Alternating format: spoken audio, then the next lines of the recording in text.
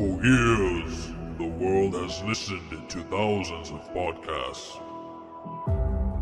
But if you dare to immerse yourself into a new experience,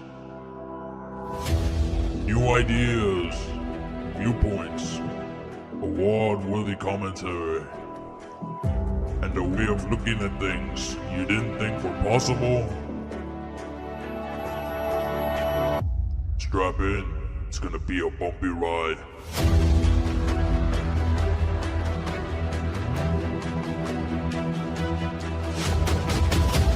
Gaming, current events, local and global, finance, sports, religion, health, and everything else. It's all here.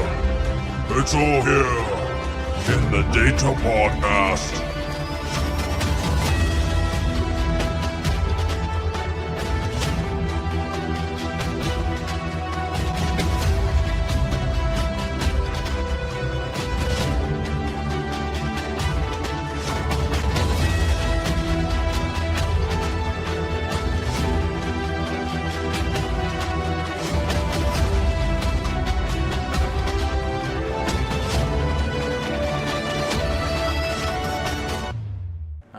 Pinche countdown 3, 2, 1. All right. So now this time it has been a while, and it goes against everything I had said in the past one. Right? I said like como keeping within 2 weeks the most, pero pues unfortunately that wasn't how it happened for the most part in this past month. Both of us have been really busy, and I had a whole week. Okay, I went to South Padre Island, so took a whole week off. And then, plus you've been working weekends also, so it was kind of hard to schedule, right? To schedule another podcast, right? So this one, what I have planned is edit it, right? Put it together, and yeah, by tomorrow the latest, right? Because tomorrow, there's no school tomorrow. You should already know that in Rio, nothing in school, but the teachers do, so we have to go for a meeting. But I assume it's just gonna be really quick, so I'll go and get into work to upload this one and have it by tomorrow, so we don't have to wait for Friday for that to come out. Pero in the last one, right, we had said that there was a challenge on the table, and the challenge was it was Buccaneers Cowboys, and it was a close game. It was a really close game. I went to my dad's house because I can watch it here, but I liked watching games with someone, right? And so I went to my mom and dad's. My dad sat with me to watch the game. And then he like, okay, maybe after the third quarter, he's like, what's going on? Why are you so nervous? And I was just like, oh, you don't know. He's like, why? Whoever loses has to do the podcast with Brady. And I thought he's in the back. I'm not going to put him in front of me, but he's here. You can see him, so that's as far as he's going to... So as close as he's gonna get. Yeah, so I'll have mercy, right? I won't let you hold them, because the topics are a little bit more. Well, the topics are a little bit more serious, and it's kind of hard to take you serious if you're holding something así, right? Yeah. But that game was really close, man. Like for the first, I thought they were gonna lose. The Bucks. The Buccaneers. You thought they were gonna lose? Yeah, I thought they were gonna lose. It was like como empezaron fuerte. And then, what was it? Tom Brady threw... There was 3 turnovers. There was a bunch of turnovers. There was a bunch of turnovers, and I was just like... And the Cowboys were able to capitalize, for the most part, on them. So they should have won that game. Yeah. They should have had it because of all the turnovers, and they were playing good and everything. It's just the clock management. Yeah. It wasn't there at the end. And that's what I was afraid of. Coach's decision. That's what I was afraid of, yeah. They should have had it. They know that they have Tom Brady on the other side. Don't give them the opportunity to have the ball. Yeah. And that's what I was afraid of when it was the fourth quarter, maybe 4 minutes into the last time, right, of regulation. Dak Prescott, all he has to do is just run the ball, keep the clock going, right? No fue así. That's just how. There was a lot of times that the defense was like, I'm like, the defense of those Bucks, right? They're about to do a major stoppage aquí, and then they just pull it off, man. Dak Prescott would just pull it off with a... He was making a lot of plays. Yeah, and I'm just like watching the defense, and I'm like, blitz, blitz, blitz. And it looks like they really studied them. Yeah. Because the Cowboys don't really pass that much the ball. Yeah, I know. But I guess they knew that the strength and the Buccaneers defense was stopping the run, so they passed it the whole game. Y todo era que miraran ellos a what's his name, Ezekiel Elliott. Yeah. If that guy was involved in the play, blitz. They were just paying attention. They would just default to blitz. And I was just like, a lot of times it was like como third and fifth, third and 4, whatever it was. And I was just like, aquí está, this is it. They're gonna stop it here. Nada. No. They just go another first down. Another first down, and I'm just like. But it was a really good game. Yeah. But the Cowboys football, that's the way it is. They play like never before, but they lose like always. And that's what I deserve is having that guy at the very end. But overall, they're playing really good, man. This season, I think they lost that game, but it was really close. And then now they won last week. And Who did they play last week? They played the Chargers, I think, or someone. Chargers. It was a close game also. They didn't play as well as they played the first one, but they managed it, and they managed to get the win. Yeah. And now they play the Eagles tomorrow. They should have that game in the pocket, but this is where you're going to get to see if they're really going to continue, All right. in the right direction, because this is a very important game. Tomorrow's game is, tomorrow is an important game. So then I guess we can get the predictions out of the way that tomorrow... being Monday the 27th, my prediction is the Cowboys are going to win that game. By how much, I don't know. By how much, I don't know. But based on what I saw because I didn't see week 2. I didn't see any games week 2. But based on what I saw from week 1, and the defense of los Cowboys también, they were involved in a lot of the turnovers, interceptions, that kind of stuff, fumbles.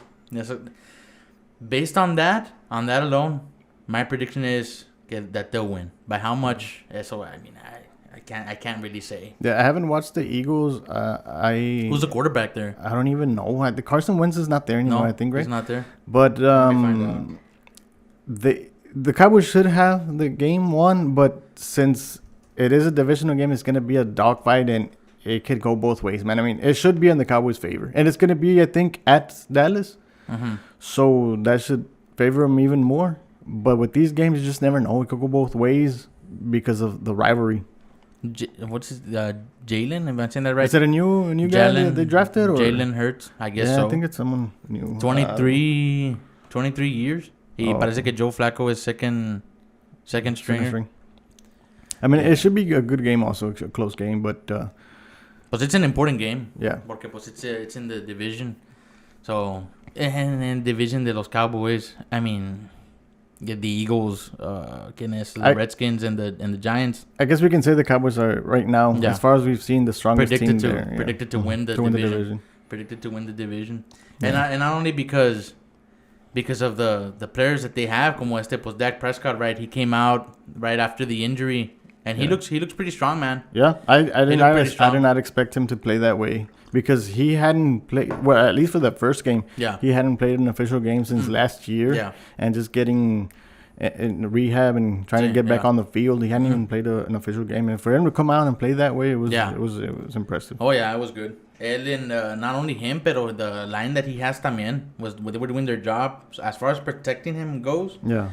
And los tight ends que tiene, there was some names I hadn't heard before there. And some of his receivers also.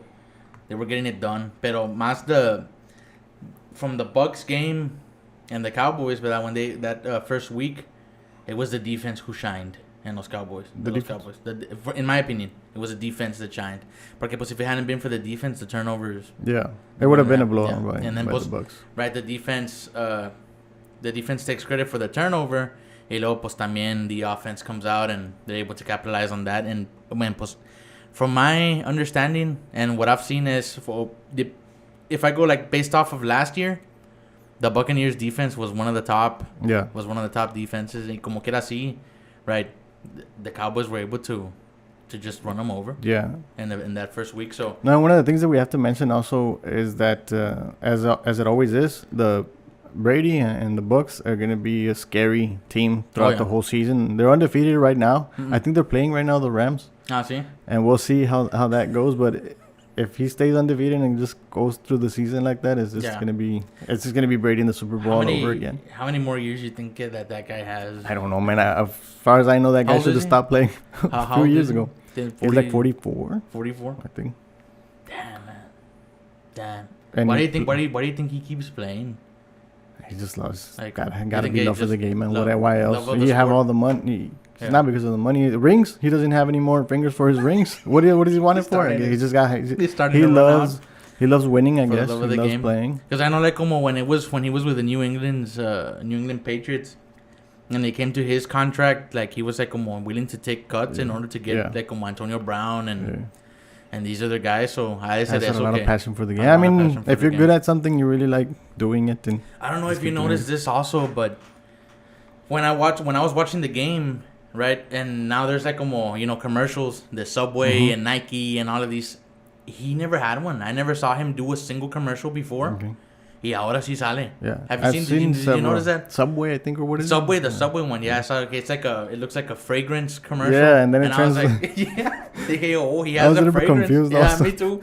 Hey, It looked like his style, yeah, right? hey. Because Parece like como was it gonna it's like be black and white and looking like a model and stuff, and then Tom all of a sudden Brady. it's about a sandwich. sale el sandwich de ese. Sí. I was like, damn, pero that was one of the things that I noticed. Que from when he was with the Patriots, I hardly ever saw. Yeah. I want to say I never did Okay. any commercial. I see like a Gatorade or anything like that. And now he is. Now he is there. Maybe he was, but they would just wouldn't show him like in our side of the map. Like 'cause he maybe was, like, local. Yeah. Like 'cause the he- local news. Yeah, because now he's Florida. Yeah. And he's kind of like Más in pa' acá in the south. Yeah, in the maybe south. I don't know, It but could be. usually quarterbacks, especially if they're in the Super Bowl, Yeah. Mahomes had a commercial on his first or second year. Yeah. That's got to be pretty cool, man, to be in un town que it's like that. I wonder what that's like. To be like como in a town like let's say like if you lived in Dallas or Arlington, right? Arlington is kind of close. What must that be like como And to they be in won a championship, like like a championship team. well, not just like como in the celebration, right? Because I saw like the Astros when they won and the parade they had aquí in Houston. Yeah.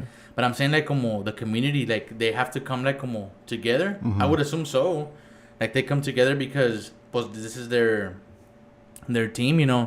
And I wonder if these guys go into the schools, como like into like elementary, like to give motivational talks I think they or do. something like that. I And think, yeah, and they also do like a bunch of volunteer work and stuff Volunteer in the work. city. 'Cause Yeah. they do show that sometimes I during the wonder- games, like before the game. yeah, I wonder what that is to be like in one of those cities to live there. Okay, you have that, like You have the team. And, pues not only is it that you have the team there, pero the economically, Okay. Yeah. these man. are like como having a team así like in a city has to bring a lot of revenue también. It probably does. Yeah. So it probably helps a lot of the community de ahí that's around there. Pero quién sabe as far as RGV, if we'd ever get an NFL team. Okay, it would be like some random name. Let's say the RGV Toros. Let's say, man, just say. Yeah. I'm just saying, right?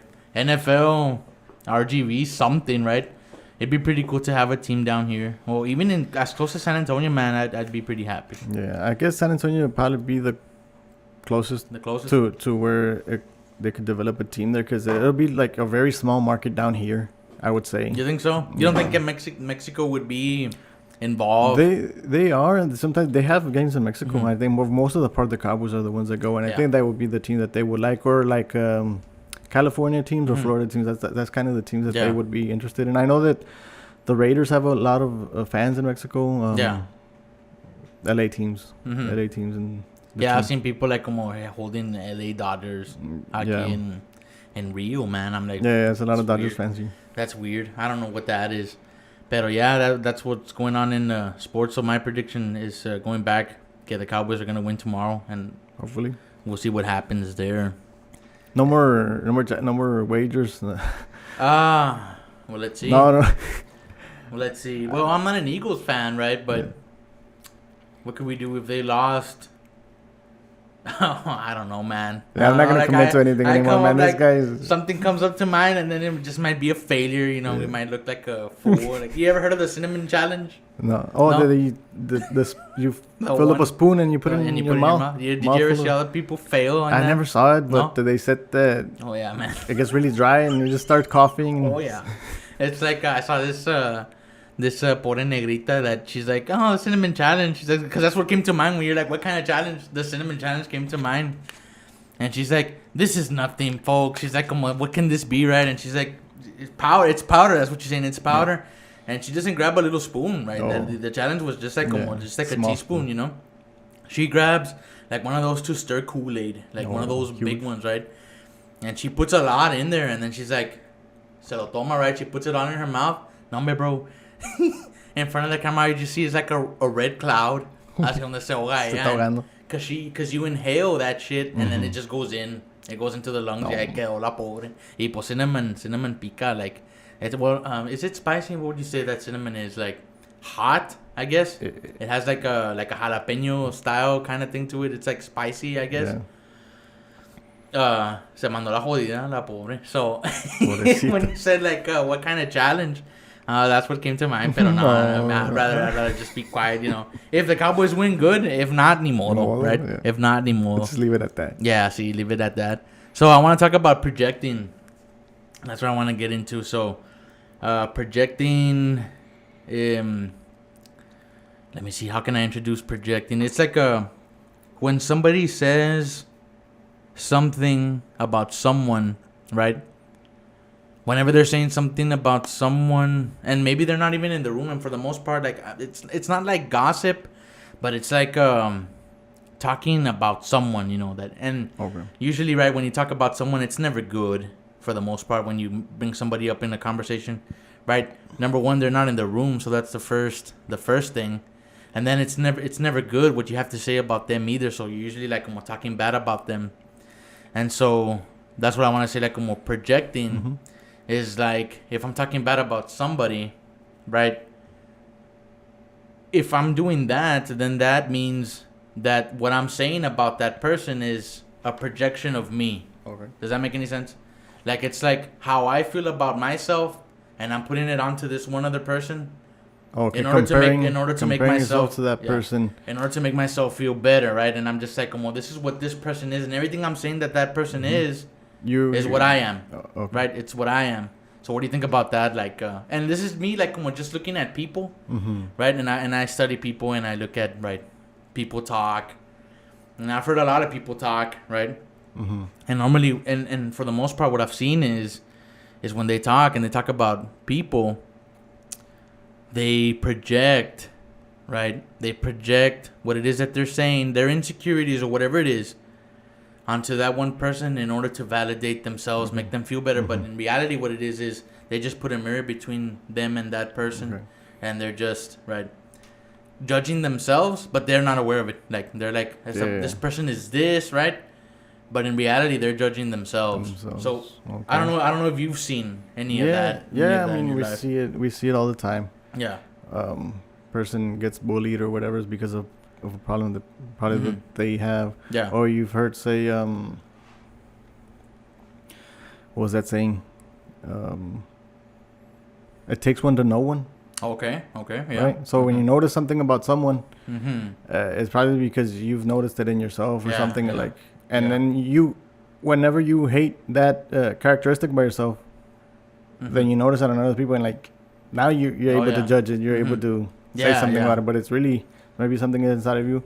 When it's not something that is a problem, probably in yourself, sometimes you won't even find it as a problem in someone else because you know that it doesn't affect you or whatever. Yeah. Not all the time it happens that way, but I do get what you're trying to say. Like, if it's something that I do, and we judge others, but we don't see our own mistakes, and the Bible mentions this too. Like, take out your ¿cómo en español es? Quítate la paja que tú traes en tus ojos before you judge the other person. Remember? Yeah. So it's a projecting, right? And I've introduced it in the fashion of you project like your insecurities or how you perceive yourself, right, onto this one person. That, let's say that it's not that you don't like them. The reality is that you don't like yourself. So what does that mean? Okay. So here's where I'll tell you why we're going in this direction or why I'm talking about this. But let's go back into the Bible, right? The reference, right?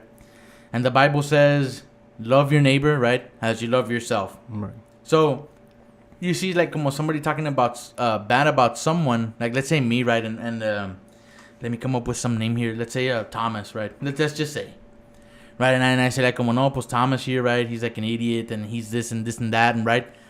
no, it's not that I hate Thomas, right? It's that my insecurities of how I feel about myself, I'm putting that on Thomas, and so I have an excuse to hate Thomas, right? But in reality, what it is, like, if I was to study this, like, psychologically, in reality, what it is I hate myself, right? Because the Bible ahí ya te está diciendo, it says, love your neighbor like you love yourself.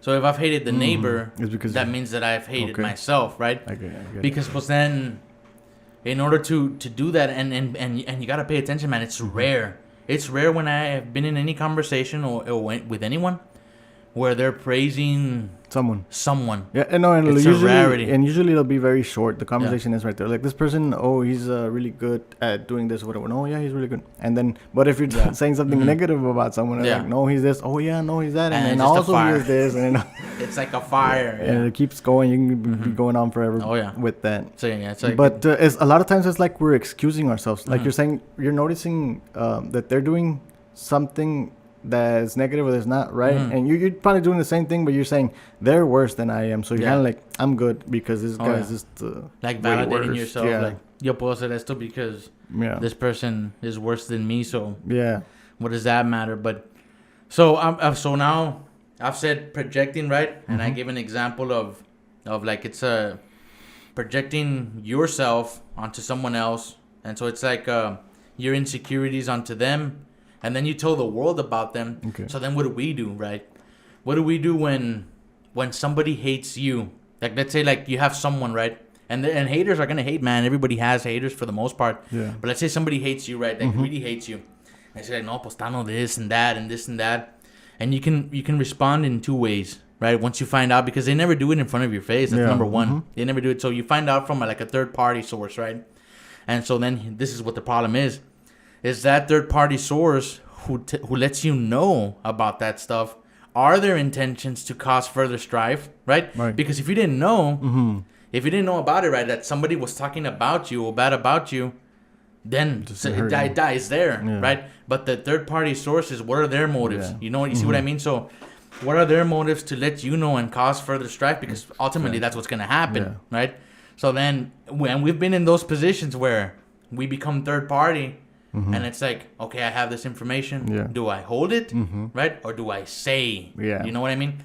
So then, now there's other elements involved in this, right? It's not just projecting, but now the third party, hey, they're saying this about you. A lot of times it depends on this. I've been in this situation where I know this group of people, let's say, talk bad about this group of people, or vice versa. Yeah. It doesn't matter. For me, for the most part, I'll just be quiet right now. I won't get involved. But if I know that they're somehow going to be involved, let's say this group of person is about to do something for this group of people or help them out in some kind of way. Okay. And I know that this group of people feels a certain way towards them. So in that case, I have gotten involved and be like, just so you know, this is the person you're about to help out or whatever. Okay. This is what they say about you. Yeah. And just so that they can open their eyes and say, pues maybe we should look somewhere else. Because sometimes that person may, you kind of feel like they're your friends, as close as family, because in front of you, they have the most perfect como their face with you. Yeah. They're happy. They're like one way around you. They'll never show you the other face. So, but when you leave, it's the worst. I've heard people, like, as soon as someone leaves and say the ugliest things, and I'm like, wow, like, how could you be right in front of them saying something else, and then now they turn away and then you're saying this. It's nasty, man. And okay, so then this is where I'm gonna piss people off. Normally, what I've seen is I don't see guys doing this crap. Okay. From what I've seen, I've never seen like a guy do this crap, right? Maybe they'll talk bad about someone, pero for the most part, like, como the third party source and the bad talker, right, is always like a girl or something. Okay. You know what I'm saying? It's always like, and so let me give you an example, right? When I did my hours at the hospital here, was it there? I can't remember if it was there. It was somewhere I was involved. No, it was at Lino's. I remember. I remember. It was at Lino's when I did my hours, right? So I had gone through STC. I did the tech program through STC. And then you have to do your volunteer hours, right? And I did my first hours aquí at Lino's here in Rio. And there was a day that there was a lot of girls there. It was just two other guys. Me, Felix, he works at HEB, and I can't remember who else. And the rest of them were girls. And then viene una de ellas. She comes in like they have different schedules. And then this one other girl comes in there like, and I'll just say names here like falsified names in order to protect the identities, I guess. Right, and so like let's say like it's Betty who comes in, and they're like the other girls, you know how the types like, hey Betty, how's it going? Oh my God, you look so nice. Oh, you got piercings. You got to look at these earrings. You know the type, right? And then oh yeah, I went to this place, right? Where did you go? You gotta recommend me. Where did you get the nails, right? And then that kind of stuff. And then they're like, oh, I went to Mission, right? And I'm just there feeling, and I'm just like, oh, fucking loud, because I'm a guy, right? I don't care, right? But you're feeling, and you can hear because you have ears, and you're overhearing crap. You're overhearing crap that it doesn't concern me, right? But you can't help because you're there. And then what happens, bro? When everybody goes to lunch, and then Betty se va para lunch, right? And those girls that were there that were like, hey, you look so nice. Nomás se va Betty, bro. And then nomás se va Betty, bro. And they're like, oh my God, did you see her shoes? She looks so stupid in those shoes. Like, no me se bien fea. Like, I already told her. And just así. And I was just like, what the fuck? I was like, what the hell is this? Like, como you bitches are crazy, like you just flip on a dime, right? Unexpectedly. Yeah. I was doing my job, counting. Everything seemed normal. All right, I'm gonna go to lunch, right? So as soon as she leaves, piranhas, bro. Piranhas like wound. Like let's say like como you were wounded in the sea, man. Like a little cut. No, but these girls like just made it worse. Like on their own, man. And I was just like, como y'all are crazy. Like guys don't do that shit, man. Like from what I've seen, guys don't do that now. Como guys help each other out, like, hey bro, like, pues no sabías, like your zipper's open, right? That just like I'm just letting you know, right? It's like como, like I don't know if you ever saw that show, like como Guy Code. I think that's what it was called. And it was like como in that show, like what you could see was like como guys tend to help each other out, like if like they would throw examples like, hey, I have a date tonight, bro, like. Can you spot me, right? Like, como, does my hair look good? Oh, you should do this, bro. No. You should do this, but like, como, do this and wear this and do like this, right? And when a girl, nah, man. No, I'm saying like you're on your own. That's what. What I'm gonna say is that some guys are like that, bro. Like the girls, and it blows my mind because there's no reason for it. I don't understand why maybe girls do it. My thought process is like maybe that's the only way they could vent or cope with it, because in a guy's world is like if you have a problem with something or something, you're just gonna go up to them and tell them and live with the results or whatever's gonna happen. Right? So in my experience, that's the way that it is, right? So I usually, like, I'm not gonna say that I don't talk behind people's back because maybe I do, but I also don't if I'm talking behind their back, it's not because I'm trying to hide it from them, because if they were there, like, I would be telling them also. It's just because I'm venting, right? So I'll tell them to their face, but also when they're not there, I'm just like venting out how I feel about this person. But this person, I'm not trying to keep it from them or whatever. But it does blow my mind with when men act this way, the way that you were saying. And for me, in work, right? I, for the most part, before I started working in pharmacy, I was just working where there were just a bunch of guys. Like in the oil field, there's just guys. So that's one of the things that I like. There's not that much drama. There is some, but not as much like when there's women in the workplace. So if there's problems there, the guy will tell you straight up this or that or whatever, or back and forth.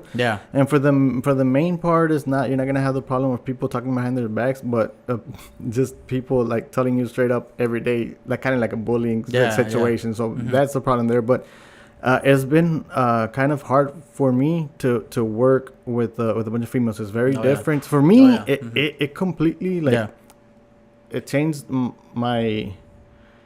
How could I say it?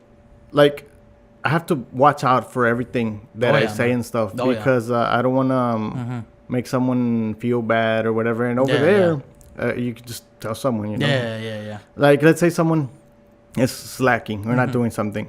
Over there, it would be like, Yeah, muerte. Hey, man, why you have your hat in your pocket? You come to work day or just go home, you know? And that's straight up. The guy would just start working or just leave, you know? And not even like that, bro. It's like more nasty. Like, hey, what are you doing? What do you have your hand in your pocket? Like, you're jacking off? Okay. Yeah, no, with bad ones and stuff, right? I'm cleaning it up a little bit. But that's how it is. And the point will get across. Yeah. And that's good. I like that. But now it's like... You can't say that. Nah, so imagine. So I've learned, right? And I've learned that that you have to learn how to behave and treat. There's ways that you can get your point across in a civilized way, but I guess I do prefer like if there was just all men and things could be blunt and straight up the way. No homo. No. This isn't in the workplace. In the workplace. That's why. I've even asked girls. I've asked girls this, like, and they tell me like I prefer to work with guys. Yeah. Like, they tell me like because girls are bitches, like, and I'm just like, yeah, you are. I'm just like, yeah, you are. Like, como girls that I've talked to. Yeah. They're like, como, yeah, you all are bitches. Because no, I guess I'm gonna leave it at that. But it's a delicate topic. It is, bro. Pero I don't know what it is of they gotta be like that, and guys are very different. Like you said, like como they're straight up blunt. Like let's say at work, like como y ahí se van a agarrar chingazos a huevo. Like if you just go up straight up and you're just like como pinche jale, right? Like muévete, haz algo. ¿Qué me diste? Y luego ahí se agarran, right? Now for like a girl, right? You gotta like approach this differently. You can't say certain things, right? And then pues that comes with working in an environment where you work with the opposite sex also, right? You have to watch out with what you say. And not that you don't have to watch out with what you say with guys. But for the most part, right, we have a different way of communication where it's more straight up. Yeah. We can crack in a joke in there, too, if we can. If it's sexual, great, right? Because that's what we do. I don't know why. Everything goes in that direction. It goes in that direction. We'll just be like, you pussy, right, or whatever. And so it just goes there. And then you don't mean it to, but it just does. Yeah. And so so we're saying projecting, right? So now we've listed a bunch of examples of projecting. So now, why did I bring this up? What do you think it is when Democrats say that Republicans are racist? I was actually going to say something about in politics how that works is there's always the tactic that they use in not really bringing out their qualities and not bringing out the other party's what do you call it, the opposite of qualities, the negative qualities, I guess, like everything bad that they've done, so that to make themselves look good. It's not really, they're not like I said, expressing their qualities and not making the other guy look bad, so now you look, at least you're the preferable choice. You look better. You look better, like según. So the Democrats, right, for the most part, they always like, oh, you're racist, right? Republicans are racist, right? But if you go back in history, right, in the pages of history, Abraham Lincoln, Republican president, freed the slaves, right? And it's just like, are you projecting here? Like, it's like, like let's say Democrat was a person and I had him right here. And all Democrat is saying is like, oh, Republicans are racist, Republicans are racist, Republicans are racist. And I'm just like, this guy keeps saying this. He keeps saying this every day. He says this. Like, maybe he's the racist. And he's projecting the way he feels about himself, right? And he knows that it's wrong. And he just projects this in order to, like, hide himself, hide his identity. And he's just projecting that. And so I can recognize that this person is the racist, right? So we have that element of now whoever is the one that's doing that, in reality, it's them. So what do we do for them, right? So I said, like, what do you do if someone's talking bad about you? You can handle this in two different ways. You can go and confront them or let it go, right? Those are your two choices. Like, somebody told me this, right? Somebody comes to me and says, no, Danny, pues this is what this person's saying. I'm in control of the outcome. I can choose to, hey, what are you saying, right? Why don't you tell me to my face, right? I can go confront, or I can just let it go, feel sorry for that person, right? Because what does the Bible say? Love your neighbor like you love yourself. If I came up in a conversation, right, and for the most part I keep to myself, I hardly bother anybody. If I came up in a conversation, I assume that your life is boring, mediocre, right, where I had to come up in your life, right, and you had to say these things about me. In reality, it's you who feels like that about yourself. I feel sorry for you. Okay. And so then that's how you'd handle that, right? So this was me introducing projections, their psychology, right? It's psychology, it's psychological warfare, I guess, and its application into the Bible, right? So then the takeaway here is you're in charge of the outcome at the end. Somebody can say something, and for the most part, like even the third party, it might just be lies, man. Yeah. The third party might just be one of those, snakes who just wants to cause strife, and will just say like, "Oh well, this person said this about you," Or maybe blowing it up. Also, maybe it Yeah. was something minor that they said. It wasn't that bad. Now this person twisted it. Twisted it and made it worse, made it way spicier, Yeah. And then pues ahí people, and for the most part, people, the way they handle those situations is they go and confront. Yeah. They go and confront, and it's just like, pues, hey, I didn't say anything, right? And that's hardly the case. Usually is that the other person is saying something, but the point of this is that at our age and even older, like older people than us, they still can't grasp this simple idea. You see what I mean? Like they can't handle this the right way. And these are people who go to church and read the Bible and stuff. And I'm just like, well, are you learning anything, I don't go to any church, man. But I do read.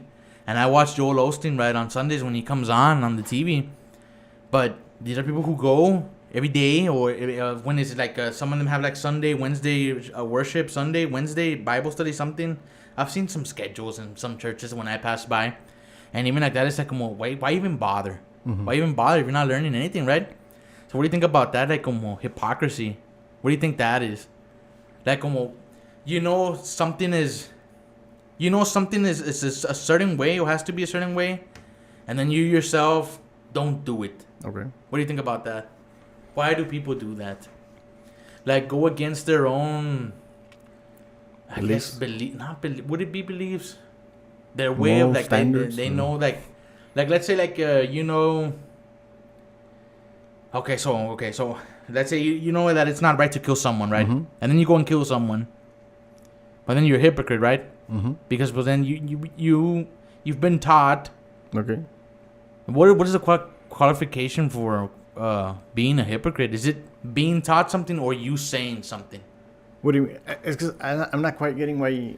Like, so hypocrisy. Okay. I know what it is and everything, and I have my ideas about it, but why are you bringing this up? Like, being a hypocrite? Yeah. Is there... I can't remember what was I talking about that before? Where did I go? There was a reason for this why I went to hypocrisy, that they were projecting, right? So it goes back to projection, right? So you're being taught something. Now, does that mean that just because you're being taught that you learn it or not? That you don't learn it? Is it the person who's preaching that? Is that the hypocrite? That's what I'm asking. Okay. Who's the hypocrite? Is it the people who are being taught? You see what I mean? Yeah. Or is it the person who says? You see what I mean? Like, let's say, like, I'm always like, oh, it's not right to cheat on your wife. It's not right to cheat on your wife. Don't cheat on your wife. Don't cheat on your wife, right? Now, I have audience, right? I have an audience, right? And I'm telling the audience, don't cheat on your wife, right?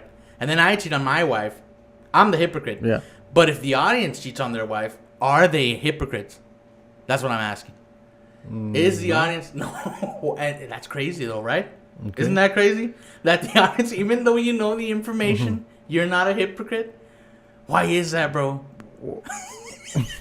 Well, I mean, unless you expressed it or identified as a... It's confusing. It's weird, no? Only the person saying, right, not to do something or to do something, right? It can be either or. They're the hypocrites, but the people who are there listening to this or learning or taking notes, they are not, right? They're not, because they didn't say, that's so weird, that's a loophole.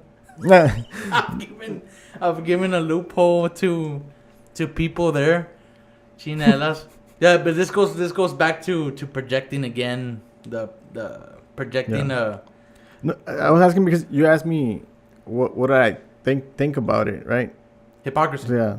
So what? I mean, do I think are you asking, like, do I think it's right or wrong, or do you asking me, like, what do I think it means? Okay, what do you think it means? Yeah. Being a hypocrite. As that everything that we've just been talking about. Now, is it right or wrong? Yeah, it's wrong. It's wrong. Yeah, and being a hypocrite. I mean, everybody can be a hypocrite, I guess, to a certain point. If you lie, being a hypocrite is more than anything is being a liar, lying to yourself.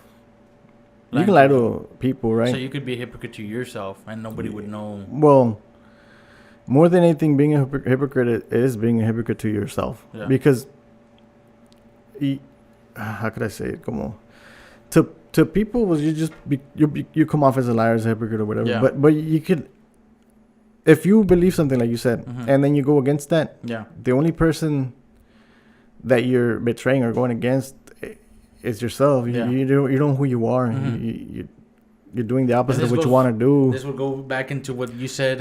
What was it, two podcasts ago, where you said that people validate themselves, and like, let's say somebody's already sleeping around, and it's like, well, what does it matter? Like, I already slept around so many times. Like, what is one more, right? Going to go and just fool around, fall again into the same thing, in the same cycle. It's like, it's kind of it's got to be a paradox, man. It's got to be a paradox. I have to study it more a little bit, take a step back and look at that. Pero ya, no, hypocrisy it's weird. It's weird. To call someone a hypocrite, and then going back to projecting, then that means that you're a hypocrite also, right? Well, in regards to certain things, I guess it depends on the situation. Now, we have a question here. What is faith? Okay. So now I'm going to ask you, right, what is faith? Okay. Yeah. So the concept of faith is very interesting, because for me, my personal experience growing up, I always had a hard time understanding what this concept was. Yeah. Right. Because the Bible mentions faith a lot of times, and it mentions, very importantly, says that without faith you cannot please God. Yeah. Something like that. Right. Okay.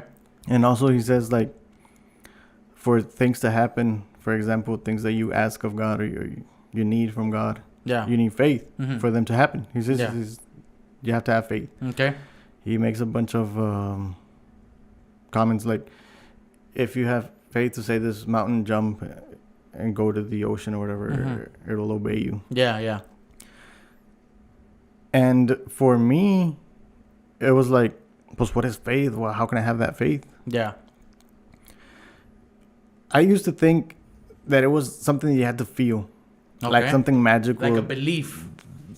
Like a belief in Santa Claus, let's say. Well, yeah. Well, you have to believe it, of course, right? Because belief is connected to the word faith. Like accepting just accepting it. Belief is like an acceptance of it, yeah. But what I'm referring to is, like, I thought that I had to feel something like something magical inside of me, like a tingly feeling or something, so I can manifest something to happen. Yeah. You know. Okay. Yeah. What so belief. So we said, like, it's an acceptance of something, but in order to believe something, you have to have evidence. No, belief goes hand in hand. Belief is not faith.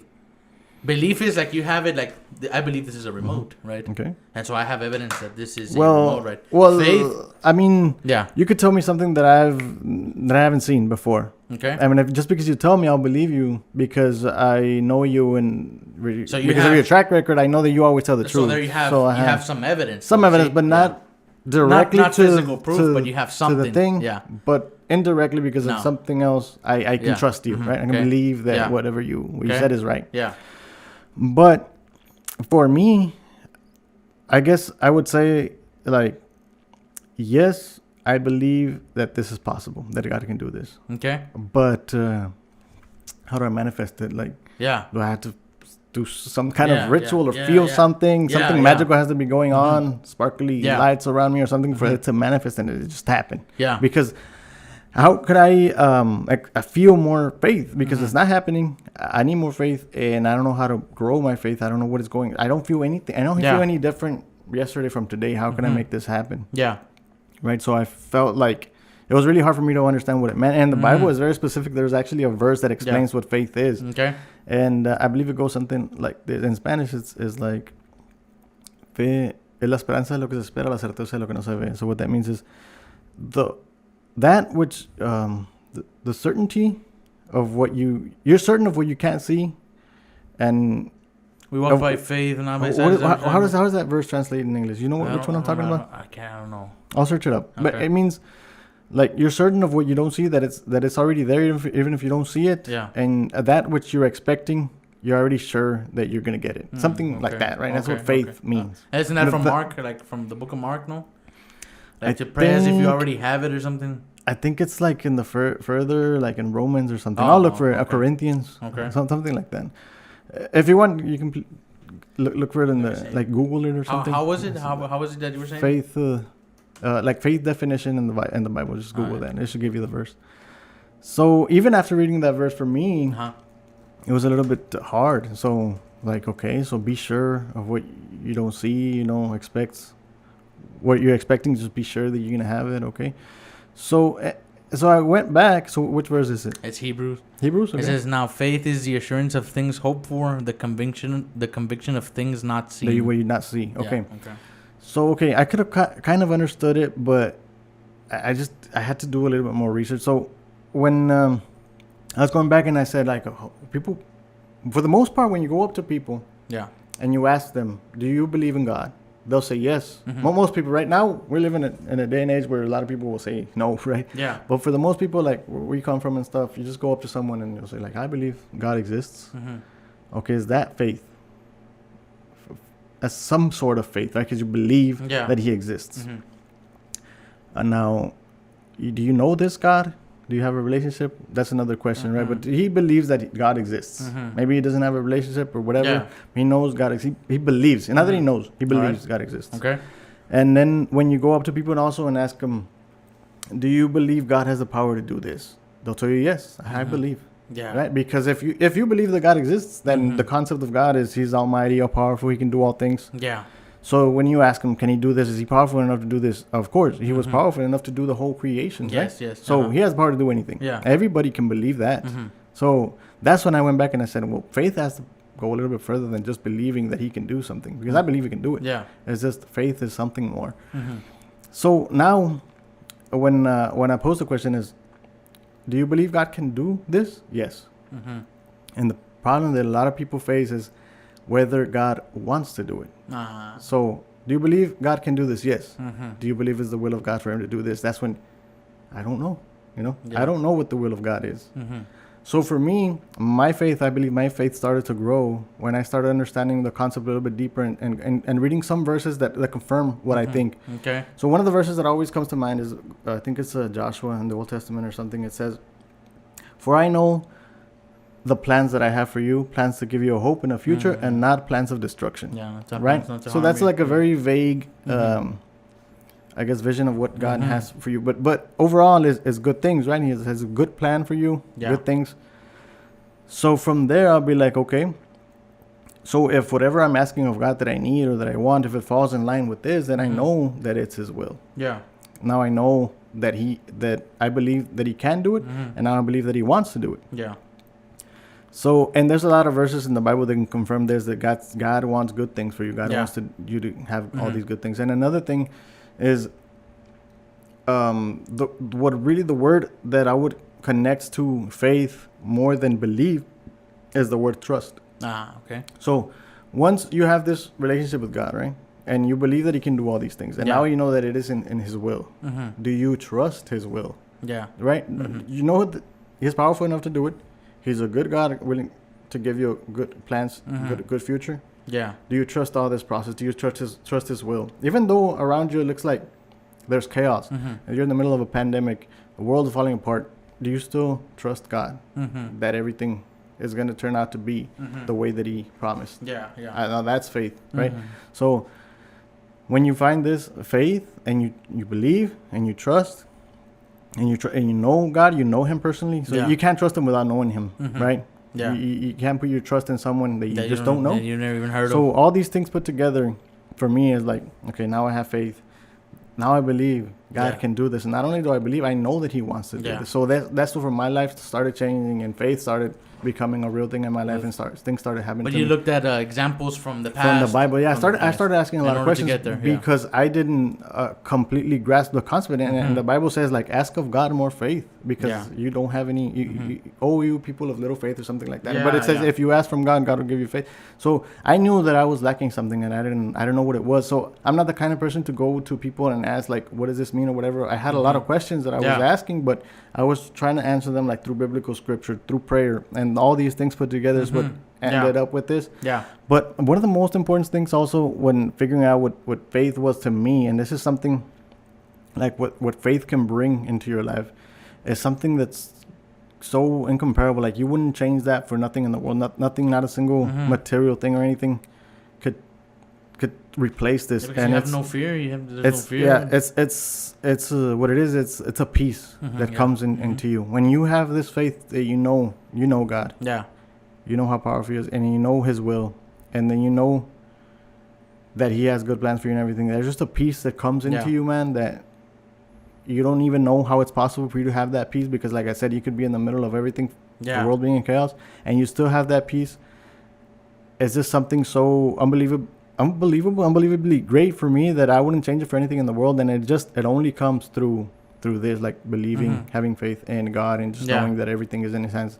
So that's something that I've learned personally, right? And I would recommend for people. Oh yeah, man.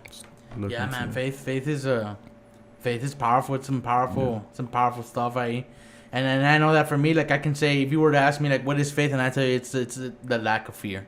Okay. That's what I would tell you. Because when you have faith, the littlest things that you would worry about or that would cause any kind of, it goes away, man. Yeah. And I'm talking about the littlest stuff, like things que nada que ver, you know. They just become obsolete, and it's just like, because this other thing is true. Because otherwise you'll be just worried about that one little thing. Because of that one because you thing. don't. If you're worried about it, because you don't believe that there is a power out there that will help you overcome that situation, right? So that's where fear and worry comes in. But if you have the faith that there is a power that will help you overcome all this, then that becomes like, that's nothing. And going back into the, like, for me to get to when I had gotten started with that, because before, and I don't think I've mentioned this. Before I got into all of this Bible stuff and faith and everything, and I had an idea growing up about who Jesus was and what God was and angels and stuff. But I was brought up Catholic, and not hardcore Catholic. I wasn't even baptized. I didn't do the communion and none of that stuff. My parents were like, how not me, like, let him find, and not just me, but me and my siblings, like, let them find out on their own. Let them find the truth on them. When I found out the truth, man, I wept. I wept so much that night when I found out the truth, and the reason why I wept was not only because problems in my life, right, or things that I was doing up to then, but also making fun of those who had, right, and particularly my parents. I would make fun of them, and I was just like, how can you, like so I'll give an example, right, and I would say, like, come on, how can you pray to a God who, like, forgives the rapist if he truly repents? How can you worship a God, right? And I was just like, you're so stupid, right? And I would do shit like this.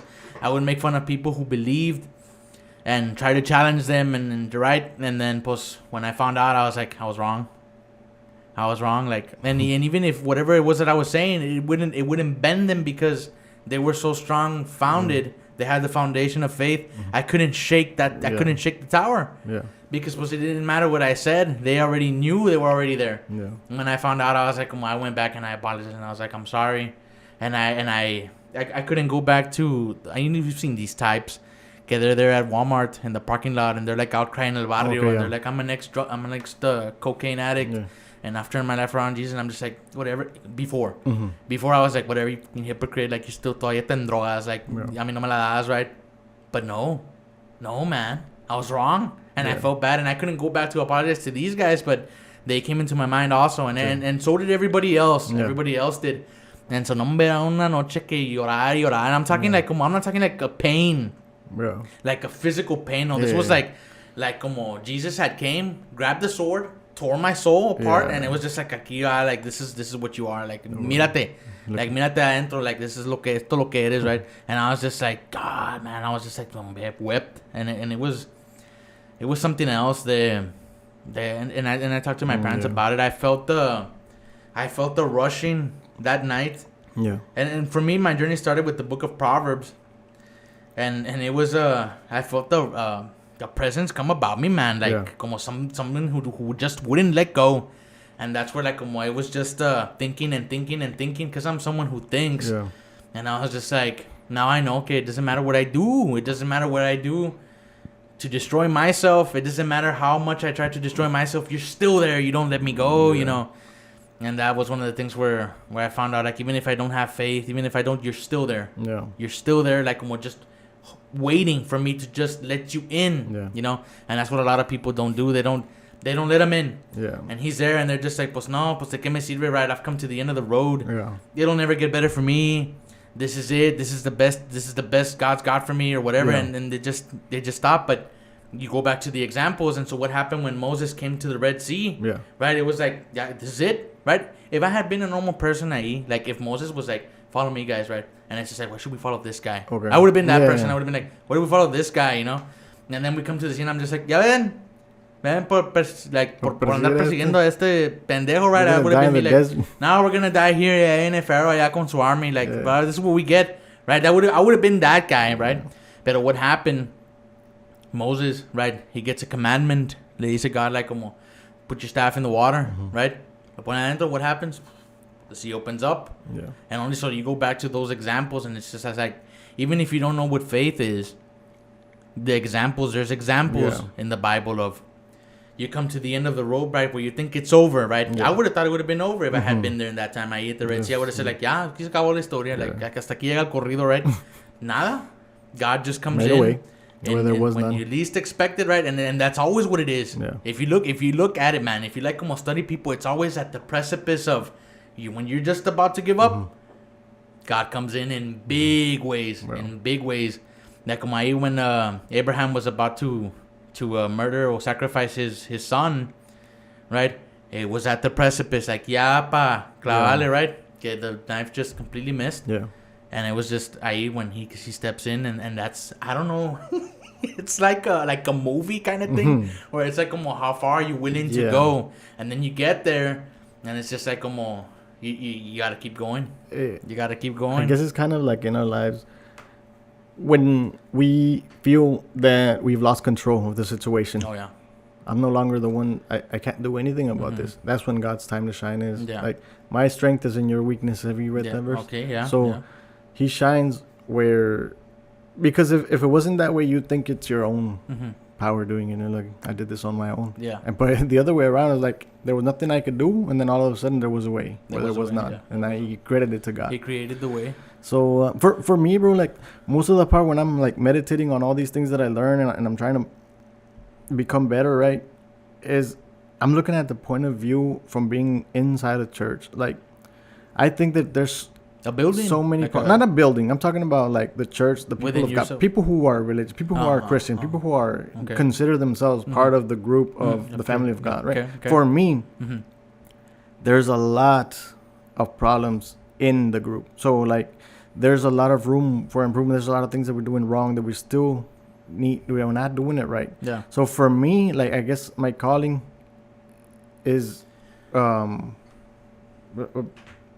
shining the light on these things and try to get the people to convince them that there's something more that we have to do, because all the people in the world, like the people who don't know God, right, who are lost in the world, for me, they can't be blamed for anything. They don't know anything. They just don't know, right? Yeah. At one point, God will come to their lives, and I do believe that people can change. People will accept God and will be saved. Yeah, Doesn't matter what kind of person you are, right? I believe all that. But when I'm meditating, like, on the Word of God and what I want to learn and stuff, is it mainly, for some reason, is people who are already Christians. Like, okay, you're already Christian, but there's so much more. It's not just, it doesn't stop there. You kind of like limiting yourself. There's so much more to learn, because people think it's just like, I come to God, I accept God in my life, I'm saved, and then that's it. Yeah. You're saved. Okay, that's the most important step, right? And these people do come to my mind. Like, I do wish I couldn't impact the world in saying, I made someone see God and accept God and live a different life. That's great for me. Like, I would love to do that, but for the most part, like I said, when I'm meditating on these things, it's like I'm comparing, like, the way that I see, like, when I visit whatever churches. I'm not talking about the church that I go to, but I've been to different churches, and just knowing people outside the church, like, that I know that they're religious or they're Christian, and I see that the way that they act or they live their lives, and I look at that, because I'm an observer, right? Like, I'm always just looking at how things are getting done and stuff, and I'm learning from that. I'm observing myself as well, and I'm very honest about what I do and stuff. Like with my wife, I'm always talking about that stuff. But I'm seeing, like, all the stuff that we're doing wrong, and I'm like, that's what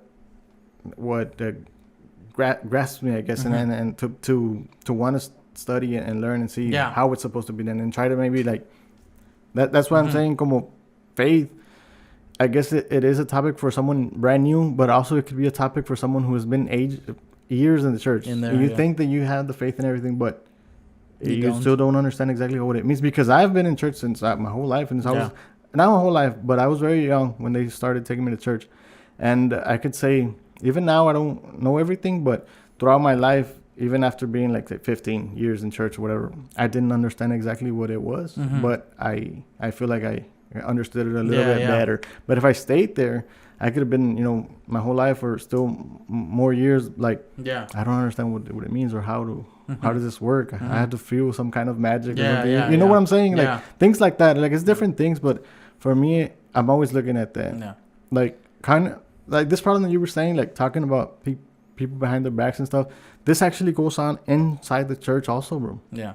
And then the way that we go about it to fix it is not the biblical way to go about it. The Bible says for us to sobrellevar. What is that word in English? Sobrellevar, like sobrellevarse los pecados unos al otros. That means like help each other out. Like if let's say we're walking, me and you, 10 miles, and you have to carry a backpack that's heavy, and I'm not carrying anything with me. But what if I just tell you, let me carry that bag for you for the next mile or two, and just give you a break? Yeah.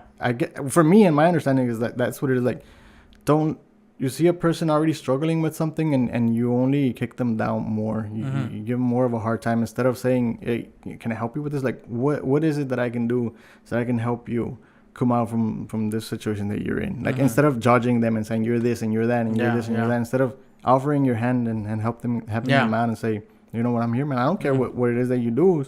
I don't judge you. I have this and this and this going on in my life. I understand what you're going through, but what can I do to make it better for you? You know? Yeah. And then we don't do that. Yeah, no. Not even in church. Not even offering to help any nada. What do you think about people who and I know I'm gonna step on a lot of toes here, but people who think that salvation is based on works? Well, let me ask you: is salvation based on works? It's not based on works. Now you know the types. You know the types I'm talking about. That's exactly another thing that I'm talking about when I'm talking about the problems that are in church. Because many times, bro, you start going to church and you're fresh. You're starting off. Yeah.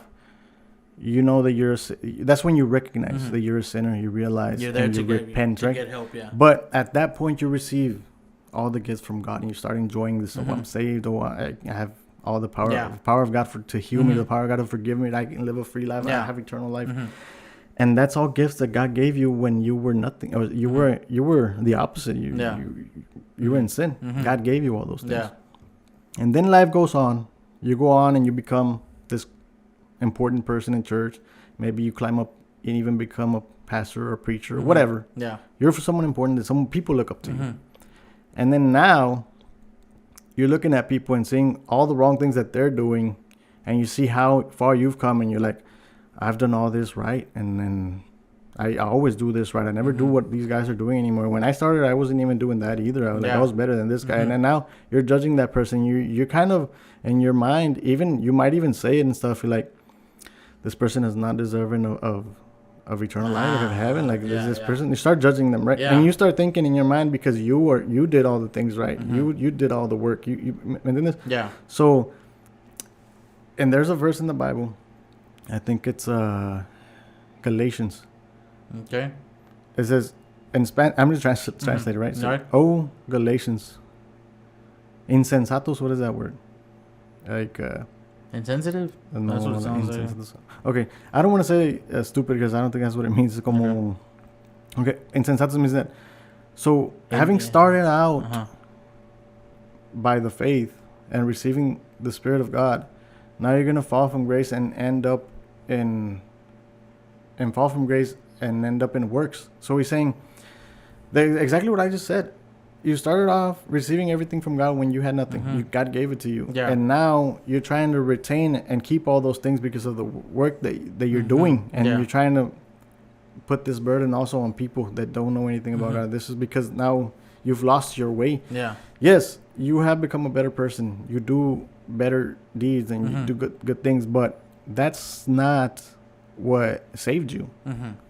You do all these things because you are now saved, right? Yeah. Your mind has changed. You are truly repentant. Yeah. If you haven't, if you don't do good things and all that stuff, it's not that you're not saved. It's that you have never, from the beginning, were saved. It was a misunderstanding or whatever.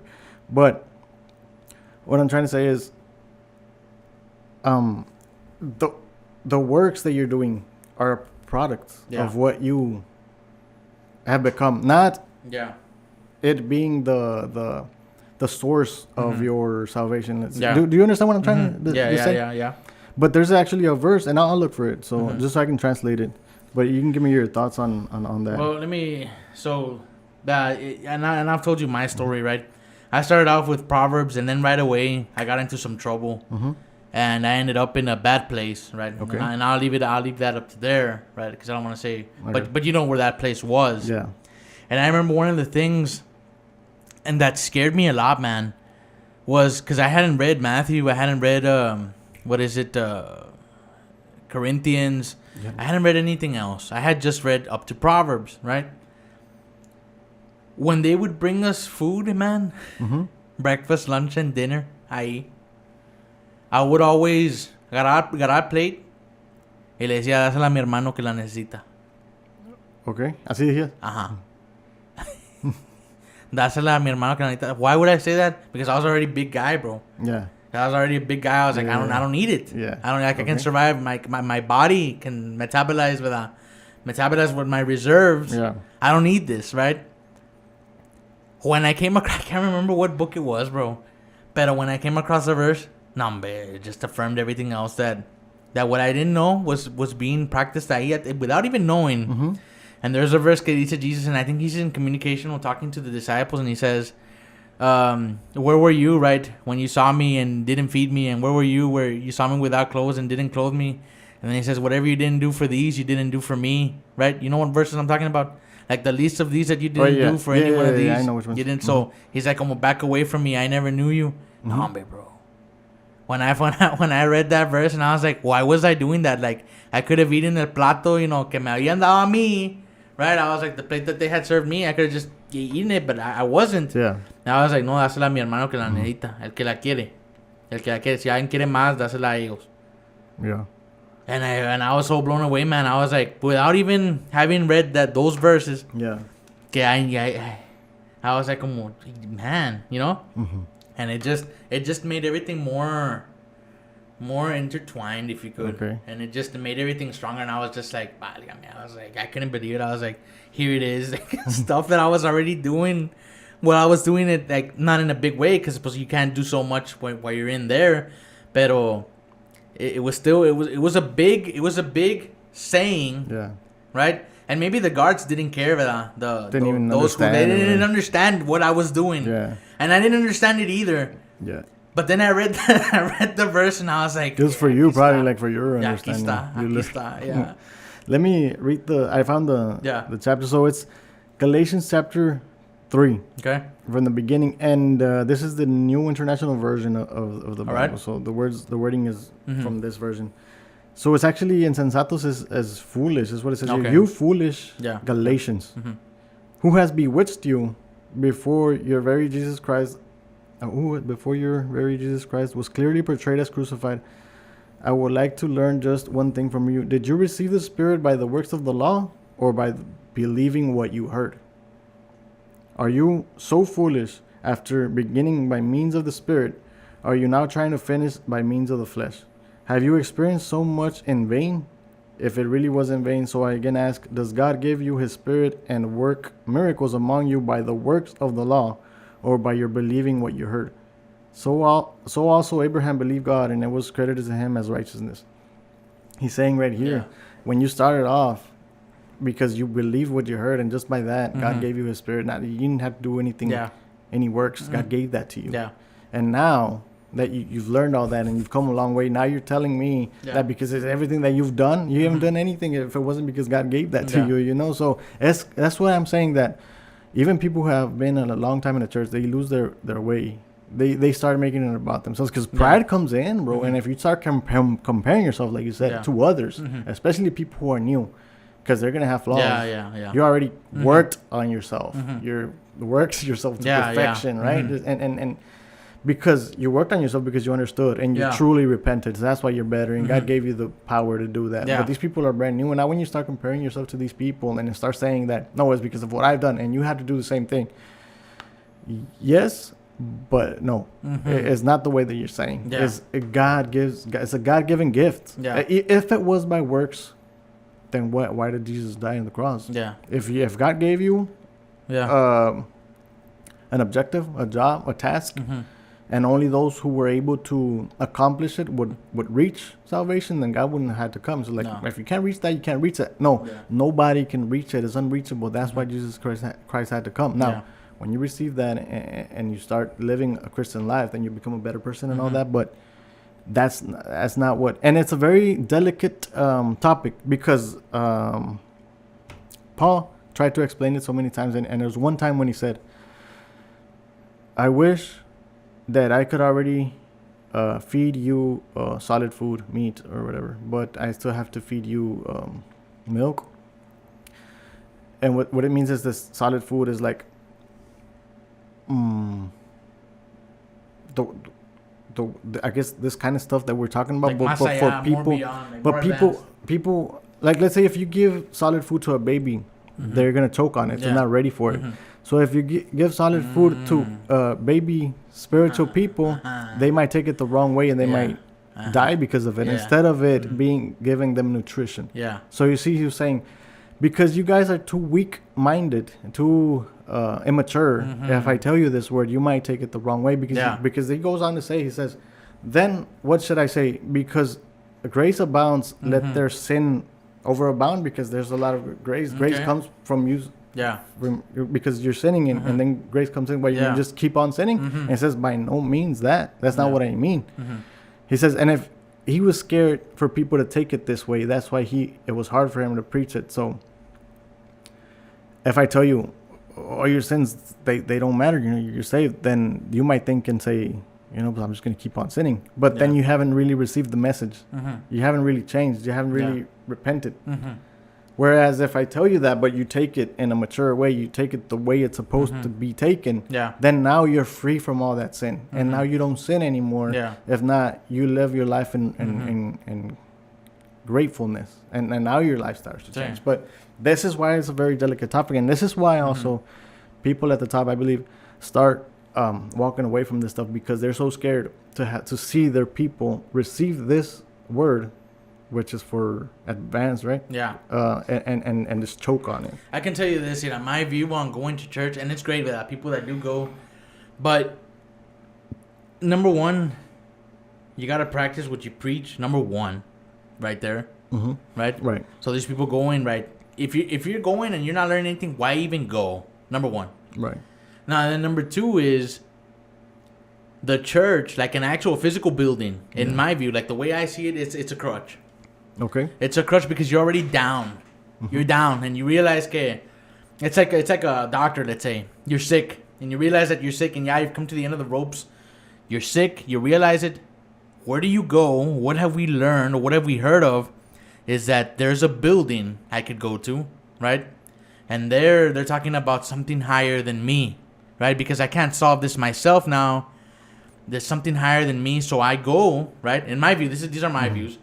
I go to this building, right? And I'm going to be taught, hopefully, the Word of God, hopefully, right? If this is a good church.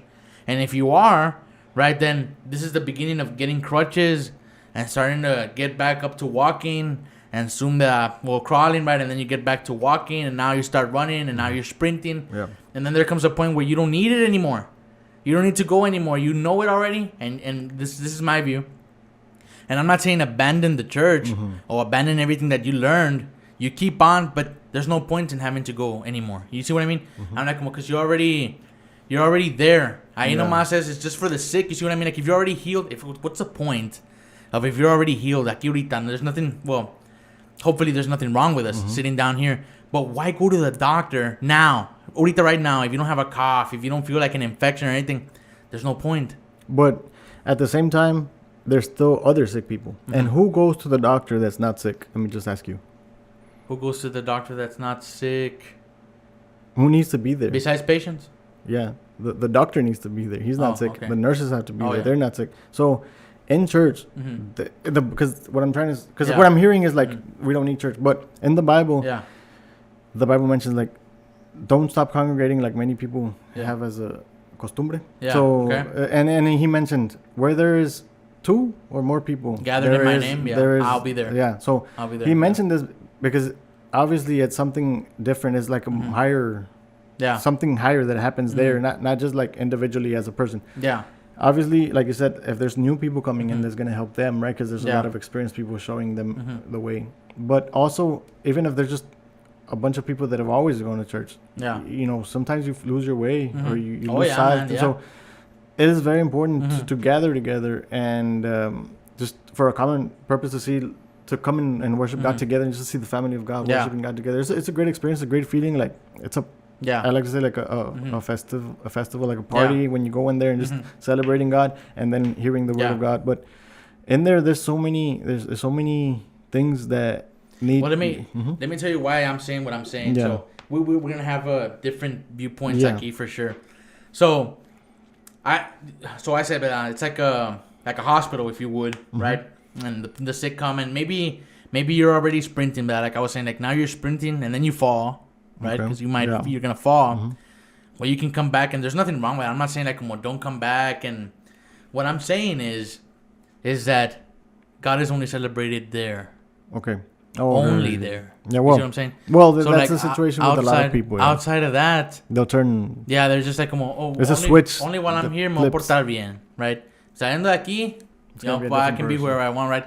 And that's the biggest problem I have with churches, like not the restaurant, pero you know. Well, no, that's where the things that I'm talking about here come into play. Because if you're going, like you said, if you're not learning anything, or if you're not taking it for yourself, or if you're misinterpreting what is being said up there, then you go outside and it's for, you're not going for anything. But when it starts from the top, like if the person is preaching correctly and the message is getting across to everyone, then people who are leaving for their normal days throughout the week, then their lives will be like their mentality will be a spiritual mentality, because that's important. We mentioned that in the past. Their mentality will be like a spiritual mentality based, thinking godly throughout their week with and everything that they do. But it's easy for people to just fall away from this if they don't take it, if they don't learn it the right way, if it's not being taught the right way, or if you just people can I can come and tell you exactly what the Word of God is, like reveal it to you, right? Let's say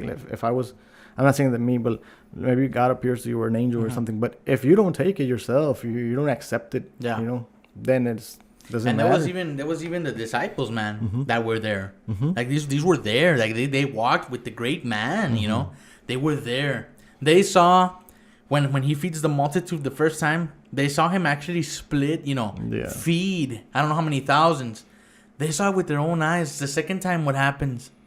They're doubting how we're gonna feed. They're asking. They had just seen it. They were there, and that poses another problem. And that's another reason why we as humans we tend to forget things for some reason. So that's why we have to read the Bible every day. Even let's say you already read the whole Bible again.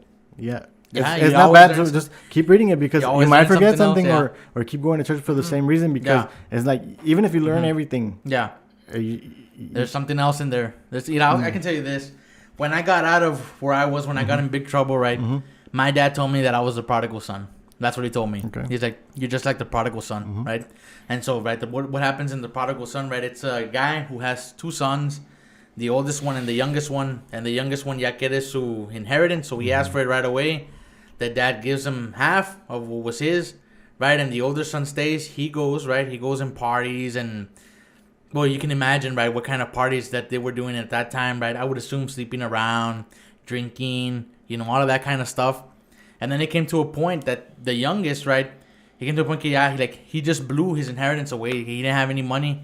And even la comida de los marranos, right, the pigs, what was being fed to the pigs, he came to a point like he was so hungry that even what the pigs were eating looked appetizing to him. He was willing to say, like, como, I'm willing to work for whatever, just let me eat what they're eating, right? Y como que era así, nobody would give him anything, so he had no choice but to come back, right? In the prodigal son, the parable. So he comes back, and what happens is they throw a party for the son, right? And then so it's like you look at it like in the beginning, it's like the prodigal son, pues no, pues this is someone who sucks, right? The prodigal son sucks. But then you look at it again, right? Like he was celebrated. Who was the one that sucked the whole time was the one who stayed. Okay. The son that stayed. Why? Because what does he tell the dad? He's like, oh, yo me quedé aquí and I did this and I helped you and this is what it is and you're just gonna take him back.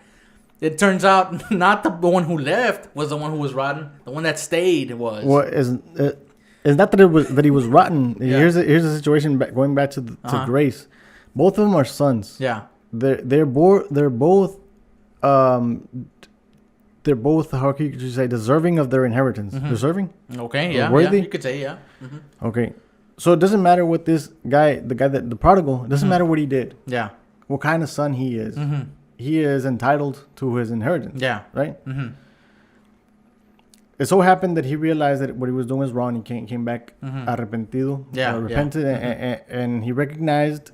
What is he? And the father. Like, and the father was. Take me as a servant. The father was happy. We was like, no way. He gave him his rings and he put him where he was supposed to be. Like, you're my son. You're entitled to all this. But you know that it's only because of grace. Grace comes into play there because it's like, it's not because of what you've done or haven't done. You understand that I'm giving this to you. But the other son, since he was always there, he was like, I have done everything correct, and I'm the one that deserves this. And why don't I get it? And in this situation, you can also see, well, it's not because of you what you have done. No. If you think that it is because of what you have done, then you'll have nothing. Yeah. Because it's not because going of back that. To the works. It going goes back there, to the works. Yeah. It all ties in, man. That's what's beautiful about the. That's what's beautiful about the Bible is like even parables and in parables, there's like so much you can draw out of it. Yeah. But if it had been any of us, right? If we were that dad, I would have ni modo.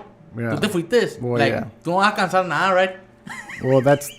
If it was that's me, why. If it was me, that's like, no. Yeah. I'm making a real good point here.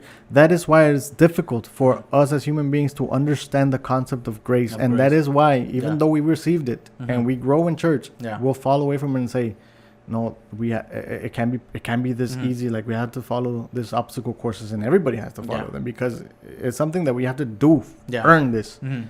That's not the way that it is because it's something obviously something higher for the human mind just to comprehend and to say. To receive something that you don't deserve. Yeah.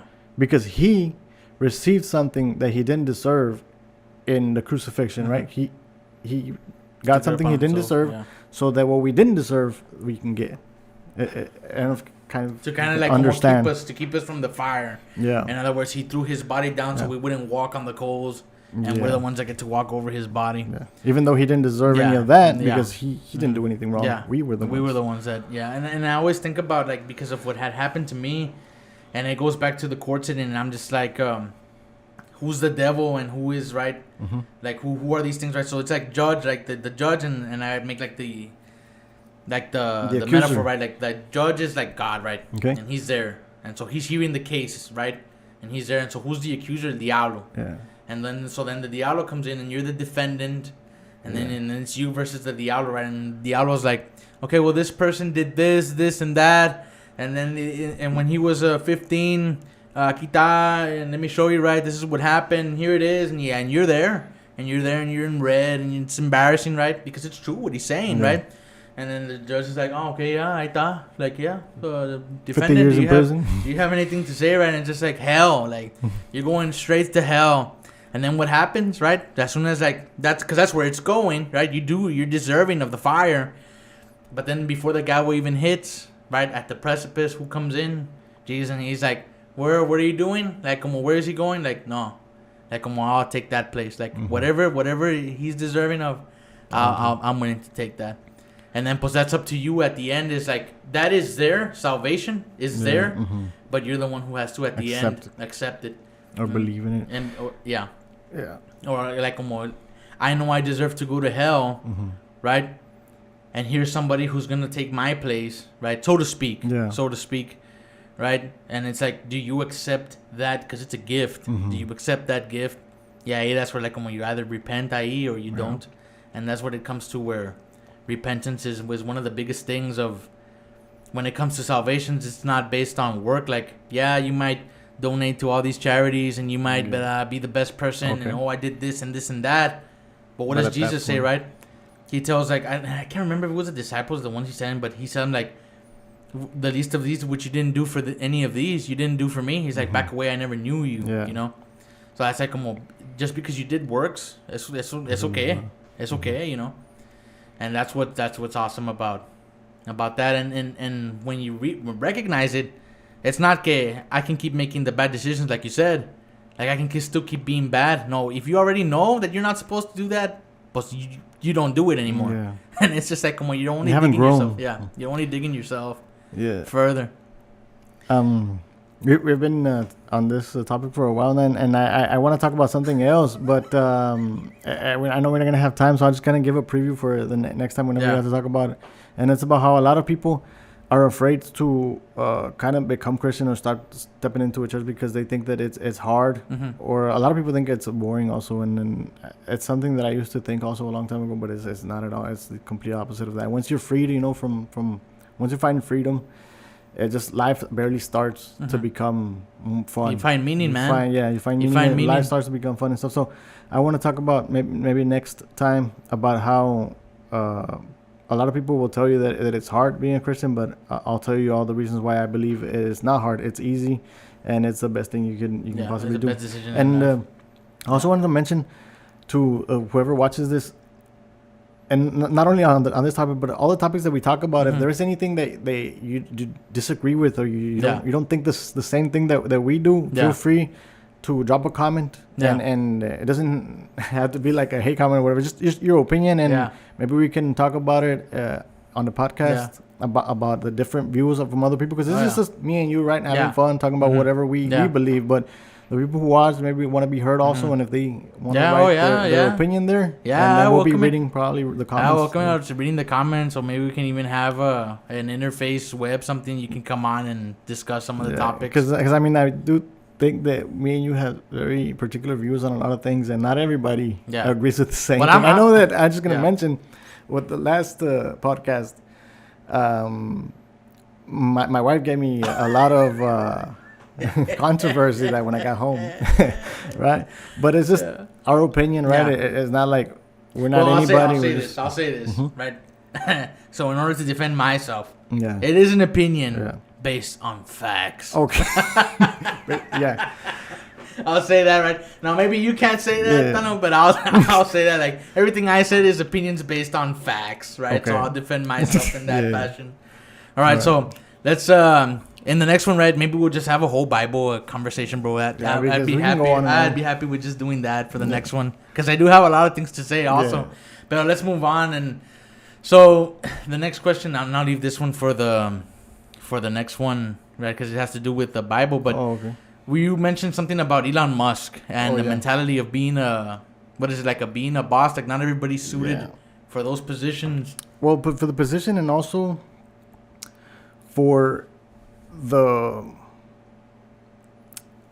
like taking on the road of becoming a business owner. It's very hard.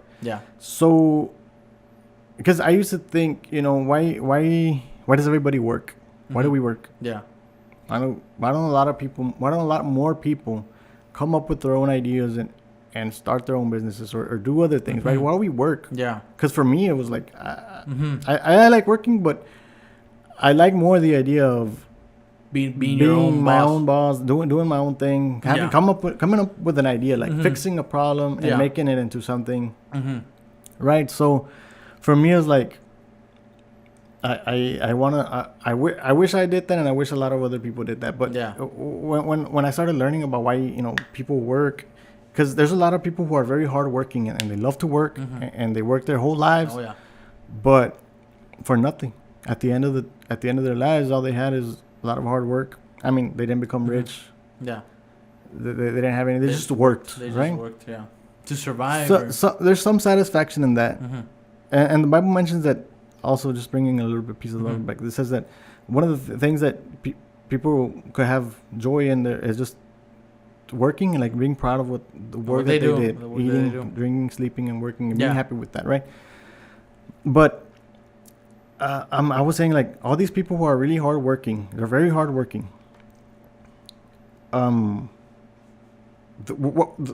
the reason that we work right off of school, what do they tell you? Like when you want to make money and you're young, you're not educated or anything. What do they tell you? Like, go get a job. Go to workforce.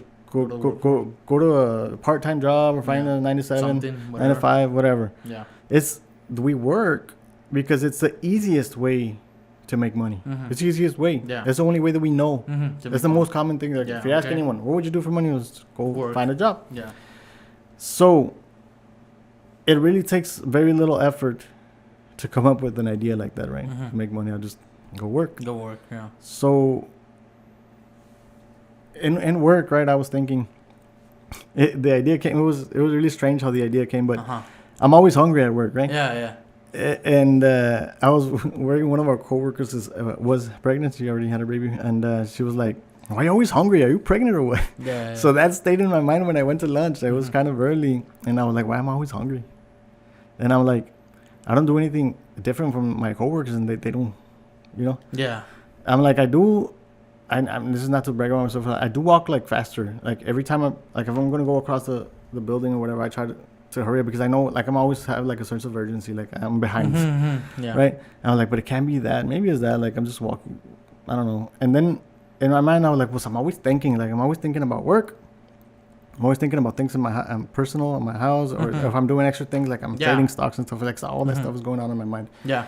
And my mind is at work because people will come and ask me little things that they can figure out themselves, like so simple to figure out, but they come to me for some reason and I'll figure it out for them. And say, oh, this is what it is. This is what we have to do. Okay. Something so simple, but I'm the one that has to do it. So my mind is there. My mind is everywhere. And I'm start searching on my phone. I'm like, how much energy does the mind consume? Like thinking. Yeah. I didn't think it was that much, but I was getting to something here because I was like, maybe this is why I'm hungry all the time. Yeah. So it turns out that our minds, just for thinking on the day, it consumes 30% of our energy, like of our whole body. Damn. So it's more than any other organ or body part in your body. Yeah. It's what consumes the most energy.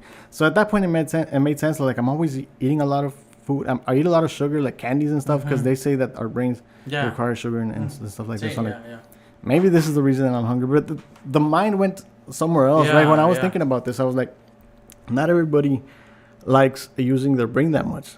Like maybe this is the reason why, because it consumes too much energy. Like you get tired. Yeah. So like physical work, people who are working physically, like I said, the easiest way to make money is just go to work, right? You don't want to have to spend your time figuring out how else you're going to do it to make just do the easiest thing, go to work and make money. It doesn't require any mental other than the training that you need to perform the job, and depending on what kind of job it is how much mental or the strain additional stress and everything else of okay, so I'm like, all these hardworking people who work their butts off and stuff, are they really the lazy ones? Really? Because I mean, they're not using their minds that much, right? And it's known factually that human beings only use like 1 or 2% of the brain's capacity, right? So I'm like, imagine that's 30% of the energy with 1 or 2% of the brain's capacity. So I'm like, maybe all these people that work hard they're hard workers because they're lazy. Like they're lazy to use their minds, not their bodies, right? And this is just like, I don't want to offend anyone. This is just what I think, because this is true about myself as well. Like I work, I'm a worker, right? And then I come across the video of Elon Musk when he started Tesla, and he was like, it's painful. And they were asking like, what do you mean it's painful? He says, I had to work 24-hour days, 24/7 days. I slept in the factory. Why'd you sleep in the factory? I didn't have time to go home, take a shower, and rest. Because at that point he's starting a startup, right? It's a business startup. He's going through hell. It's the 2008 the recession crisis. Okay, yeah. He said it's the worst year of my life. We're losing money. The company is bleeding money, and I'm having to do everything that I can to make sure that this company survives. And he had put his life on this thing. Yeah. Because I don't know if you know, but Elon Musk was involved. I don't know if in what was it, eBay or PayPal? Yeah. PayPal. So he and his partner sold it, and he had I don't know how many millions of dollars from that. So his plan was to invest half of it in his new company. And if anything went wrong, right, he said, I have the other one to live off of. But things happened where he just kept on putting more and more money into it, because you can plan for something, but it's not going to go according. So he had his whole life there. And he says, like, the bank account for Tesla at one point was in single digits. And the company was losing money. And if I didn't sacrifice my life, like myself there, Tesla would have been dead. So he's saying it's painful. I don't recommend this for anyone. Nobody, he said, nobody should be working this hard. And I just recommend you just go get a 9 to 5, and you have time to spend with your family, and have time to spend with his family. So spend time with your family, enjoy, your weekends or whatever. And this is when I started thinking, like, well, this guy, we know that this guy's very smart, right? He's kind of a genius, as a lot of people call him. So, and that's when I started to make the difference. Like, this guy is a hard worker, not only a hard worker, but he's using his mind as well. And he doesn't recommend it for everyone, right? And so it's not for everyone. Yeah. So and being in that position of having to make decisions and all that is not for everyone. So what are your thoughts on that? I mean, well, my thoughts on this are, and I'm gonna hate, and people are gonna hate me, particularly girls here. It's not for girls. When you see like you hear like feminists say, how come men are the ones that are in CEO positions? Well, we just went through an example. What do you have? A woman coming up of age, right? Or even if you're a girl, you're only given a certain amount of eggs. And that's not to say that the only job of a female is to have babies. But if you did, right, and that's biologically, your role biologically is to have babies. Put yourself in those shoes, like, where you have to sacrifice, put everything on hold, right? You're only given a certain amount of eggs to begin with. You might not, you're just going to sacrifice all that. So when it comes to, is it for everybody? No, it's not. It's not for everybody. And that's interesting. Elon Musk, I can't begin to imagine. It's really hard. The level of stress, man. And because in the place where I work, I see this also. I mean, it's a new business and everything, and it's really hard. But after watching, Elon Musk and everything, and it's not going to be the same every time. This is a business when he started where he knew his percentage of. Of him making it were very low. He knew that. Yeah. There's very low percentages that I actually make this a successful business. So when you get into that, I mean, you're gonna run into some stress. Oh yeah. But ultimately, I guess what I'm trying to say is, I got all this that I found out about what it is like to be kind of like starting a business or whatever. But I still, and maybe this is me being dumb, right? But still, I believe that there is better ways to do things. Like, you could use your mind to come up with something, a business or whatever, and make it successful and everything without having that much stress. Like, whatever he went through, what did we talk about in the last podcast, right? We're talking about how, like, a man and a woman come together, and so now you have different kind of roles as opposed to taking all the roles on yourself, right? So the level of stress or the level of responsibility is cut in half. Yeah. A lot of problem with these guys is the inability, or maybe the lack of faith, you could say, in to be able to delegate tasks. That is the only way to reduce stress and live longer, right? Yeah. But you have to have trust. Yeah. In order to begin to delegate, right? Have certain people. You can't do everything. I mean, you could, but and the situation for this guy, I don't know what it was. I mean, I have no idea what it is like to start up a electric vehicle company, right? I have no idea what it takes. And then in his situation, I don't know what kind of people he was surrounded by or whatever. Maybe he was the only one that could have done whatever he was doing. I just don't know, right? Yeah. But if it is what you're saying, then he could just like have it easier, right? But of course, it's his. I mean, he's the one that's on the line, his business, not anyone else's. So if you start mentioning about like trusting someone or whatever, if he says like, okay, I'm going to relax a little bit, let this guy take over. But that even though this is the best person to rely on, he's never going to worry about it as you're going to, because it's your baby. Yeah. It's not his baby. He's just a babysitter, right? Yeah, you could say like an example, like let's say there's an intruder coming in into a house or something, and it's like the enemy, and you have a gun. And let's say you're the one who knows the way around the gun, right? You're the best one who knows, right? You know how the components of it, you know how the sides y todo. You know how to use it. And you have a supposed great shot, right? Supposedly someone who is good, right? They've told you, like, this is someone who never misses. Would you give that person the gun, or would you take it? You're the one who knows. I mean, your life depends on it. You wouldn't let them have it. Yeah. Right? So that's where you would come in and take charge completely. Yeah. Then that's just what I wanted to mention, because you know how what I'm always talking about, like, yeah, people should be looking to not just work their whole lives, do something else. Yeah, man, because it's not all about work. It has to be. I know my dad tells me this all the time. He's like, there's 24 hours in a day. Yeah. Now divided by 3 is 8 hours. What do you have? 8 hours of sleep for sure. Mm-hmm. 8 hours of working, and then and the other 8 are up to you. What are you gonna do with that time? Yeah. And so he always tells me, like, there's no reason why you can't write. So like one of the things is, like, when they do come over and maybe I'll have, like, the laundry will be hasta arriba. They're like, what are you doing? Like, you have 8 hours to right. There's no excuse, and I'm just like, no, you're right. Yeah. And they are right, pero pues I haven't taken the. You know what I mean? Yeah. Like, I haven't, like, it's good advice y todo, but I haven't acted on it. But it's true what they say is, like, there's so some days four of those 8 hours go into war zone. Going to war zone. It's at 3 in the morning. No, but that's another important thing. I mean, yeah, there's work and then you sleep, right? And then the other 8 hours you can do with some extra stuff for that you want to do, like a hobby or whatever. But also there is the time for yourself that you just have to unwind and just relax. Oh yeah. Do something that you like, because if not, it just becomes very tough. Life becomes repetitive, and once repetitive, it sucks.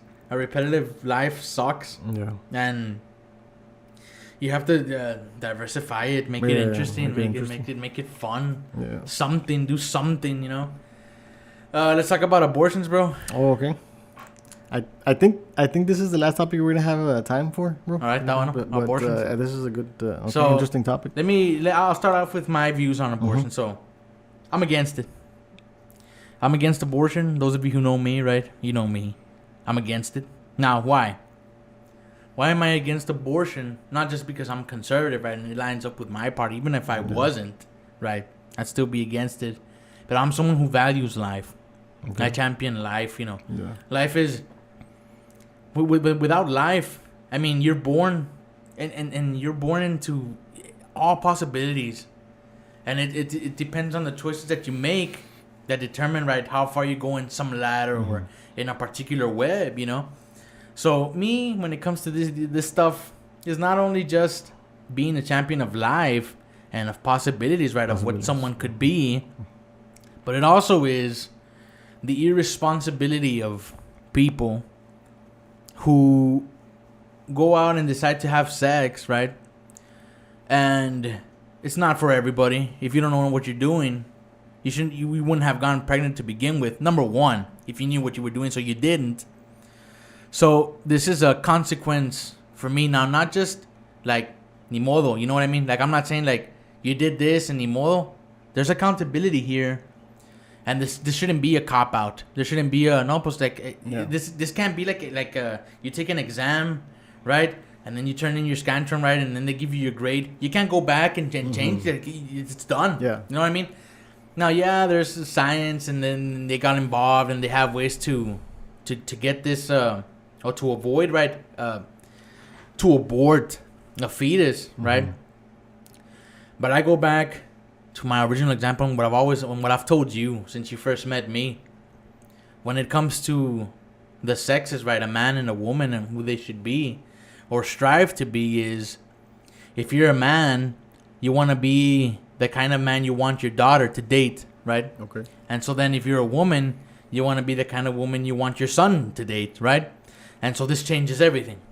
Number one. And especially for like new generations coming on, and they hear that this is a new way of thinking that isn't taught anywhere else, right? And I came up with this on my own, and I said, well, this is a good way to be, right? So there is these things of premarital sex and all this stuff, and that's one thing. But aborting, I'm not hardcore like these types that sit outside Planned Parenthood and they're with signs like, I have a life. I don't have time to do that.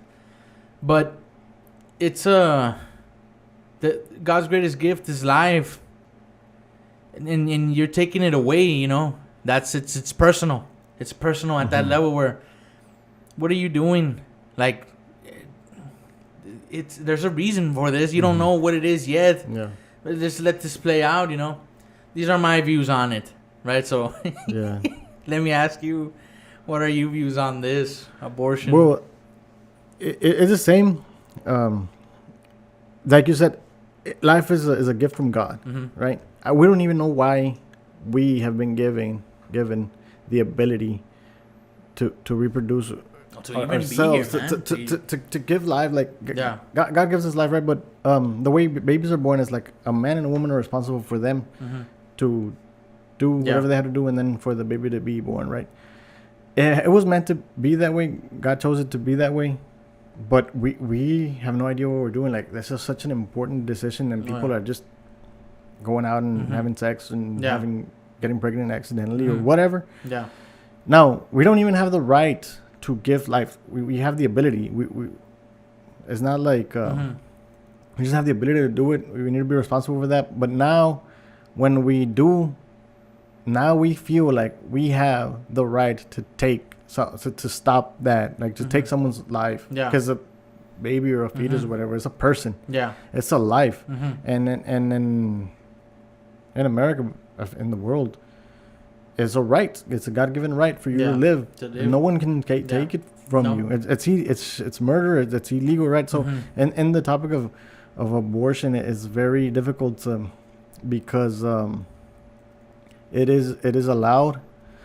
Because of society allowing it, right, and pushing to allow this, but I believe personally it shouldn't be allowed at all. The reason it is protected because of human rights, because of women's rights. Like, you have the rights as a person for your life and your body. Yeah, and now you can do whatever you want. But I think it's being how do you say it, handled the wrong way, because yes, you have rights, but the moment there is another life inside of you, then you don't have rights over them, right? No. Unless there's a situation where your life is in danger, right? You're gonna lose your life, or something. Then we can agree to that. We can find a common ground, but just for a reason, because a lot of these reasons, and I saw the chart, the graphs, they're not gonna have the money, or they're not ready for it, or they're gonna.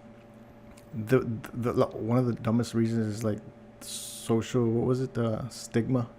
Or was it on someone? Was it on this thing? I think so. If not, I saw it somewhere else. But it was like they're the people.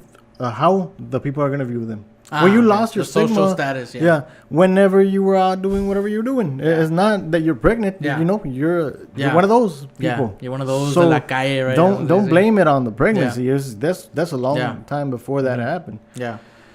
The thing is, like, the way that I believe it should be, you make your decision, whatever, you have rights. But the moment there is a life, another life in you, you lose all your rights. That's what I would say. That's what I would go for it, like, right? If I was in a position of power, like, you lose all your rights until that baby is safely born and taken out from you, unless your life is at risk. This is what I believe, right? And right now we have people just aborting for whatever reason. And here in Texas, we were mentioning that it was before 6 weeks. It's fine.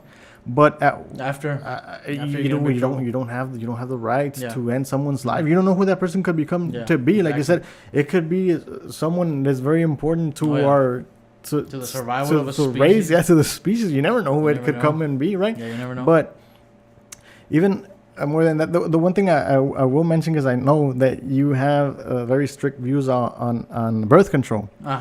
So I know that because we work together, and when a person who come to the drive-thru will be like, they're gonna buy Plan B. Like, I'm not selling it, someone else. You know, and in that, I do believe that, and this is the reason why. Please use these things. That way, you won't have to get to abortion or whatever. Use protection. Use these medications. You know, if at all, because we have them at our disposal. But the solution would be, like you said, this is.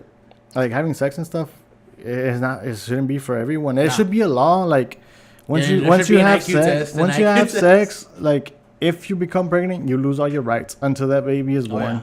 Because if it's a reason like, I'm not gonna have money to pay for it, or I'm too young, okay, fine, But you just give it out an adoption. There's ways. There's Even ways, if it's a person that has to live in their orphanage their whole life, it's not up to you to say how that person's life is going to turn out to be. You don't have the right. You don't have the right. That's how I believe. But in the topic of birth control and stuff, I do believe for people to use it. I'm against it there also because what's before birth control is condom, right? And they not only have a male condom, but there's also a female one. So you have it there. So going back to you lose all your rights. There should be an exam that should happen before to people engage in sexual activity. Like, okay, so you need to have an IQ of about this level or something. We wanna procreate smartness, I guess. And if you don't know what the hell you're doing, then this isn't for you now. Going back to punishment, and I'm old school, man. I guess you can say old school or old fashioned, right? And I am.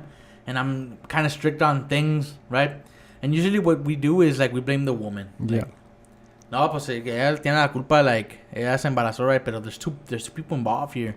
It's not just her, it's the guy also. Pues sí. And so what could we do is, and I've told you this before, once you make an example out of someone, everything changes. And if it was up to me, right? If it was up to me, and I have some strict ass laws, right? And I'd find that guy, right? Bring him out to the courtyard, make a huge announcement, right? Everybody we want to be at the courtyard. Everybody who lives in Rio Grande, right? Come out to the courtyard. We have this man here, right?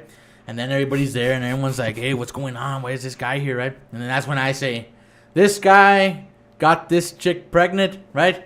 And what happens, guys, for like getting an abortion, right, and doing right? You didn't know what you were doing." And I'm just like, como, look and see what happens. And this could be you, right? Yeah, you just have like como a hot glowing knife, pull his pants down, and then just chop it all off. I just chop it all off. And what would that do? No, that would change everything, man. If I was a guy and I saw it, I'd be like, oh, shit, that could happen to me. Like, hell no. Hell no, I better get married first. I better know what I'm doing, right? And what I get from like arguments is from leftist types, right? And so Texas did pass a law, and it's after 6 weeks where we, regular civilians, can rat in a sense. Or what is it? What's another term for ratting? There's a term for it. It's not eavesdropping, but it's like tattletelling. We can tattletale to the cops and say, hey, this is what's going on. And the cops have to huevo, because it's a law now. They have to investigate it, right? And so you're the one who... They gave us the power. They gave civilians the power. But what do leftist women say? Oh, we should allow abortions because of if they get raped, right? Yeah. Now, I saw and I gave you this chart and I sent it to you. And I knew this even before anything. Even before talking about this, right? I've gotten into debates with some girls also. And what do they say? Well, it should be, you're wrong, Danny. Why? Because what are they going to do if they get raped? And they make it seem like maybe 80% of the cases are rape. No. USA Today, aquí está, from 2019. A victim of rape is a count of 1% of all abortion cases. As a result of incest, half. 0.5. Half of the percent. So what does this tell me? This tell me that you're not, especially when a girl says this, it's like, number one, you didn't do your research, and you're trying to defend something that, I don't know why. I don't know why you feel the need to defend this. Maybe because it infringes on women's rights. You know what I say? I say your rights, the hell with your rights. Aquí, there's somebody else inside of you.